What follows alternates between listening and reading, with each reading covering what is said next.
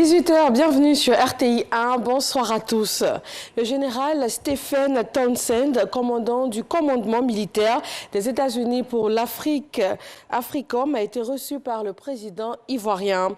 Les deux hommes ont parlé de la situation sécuritaire en Afrique, notamment dans la sous-région, et aussi de la coopération militaire entre la Côte d'Ivoire et les États-Unis d'Amérique. Chiram Kofi Abola.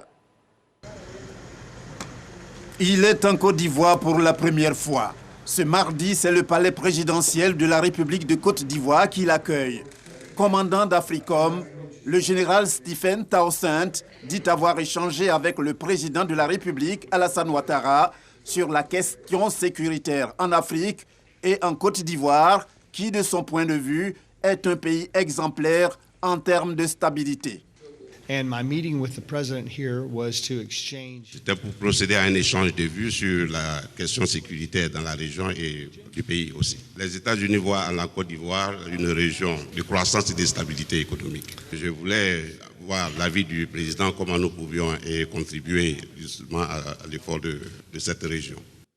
AFRICOM, c'est le commandement américain pour l'Afrique, une structure qui a donc pour vocation de superviser toutes les opérations militaires des États-Unis sur le continent. Les députés se sont réunis ce matin pour l'ouverture de la session ordinaire de l'année 2021. L'examen et l'adoption de l'ordre du jour des travaux parlementaires pour la période allant du mardi 21 septembre au jeudi 25 novembre 2021 et la mise en place de la commission d'évaluation des politiques publiques ont fait l'ordre du jour. 10 projets de loi sont inscrits au projet du calendrier de travail. Le Premier ministre Patrick Achi était à San Pedro le week-end dernier dans le cadre du lancement des travaux de renforcement de la route côtière. En marge de cette activité, le Premier ministre Patrick Achi a visité des plantations. Le chef du gouvernement est allé toucher du doigt les réalités des agriculteurs en matière d'agroforesterie. Tentative de coup d'État manqué au Soudan. Les autorités affirment que ce coup de force aurait été mené par des partisans de l'ancien président Omar el-Béchir. La situation est désormais sous contrôle, selon le porte-parole du Conseil de souveraineté à la tête de la transition.